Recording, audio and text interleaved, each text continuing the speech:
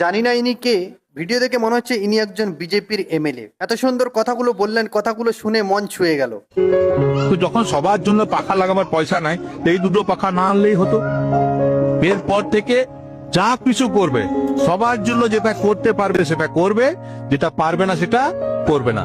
বিশেষ সুবিধা দেওয়া দরকার নেই।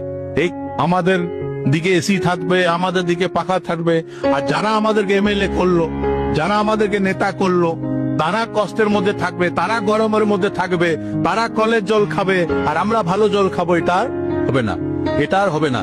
এটা যদি করো তাহলে, এখন শুনছো তো তৃণমূলের উপর কেমন ডিম ছুটছে, তাই ছুটছে তো 5 বছর পর, 5 বছর পরেও তো আবার ডিম পাওয়া যাবে। তো যে ডুম আজ ওদের উপর ছোড়া হচ্ছে, আমরা যদি আমাদের মধ্যে যদি বেশি অহংকার চলে আসে, তো 5 বছর পর ওইটি আমাদের উপরে ছোড়া।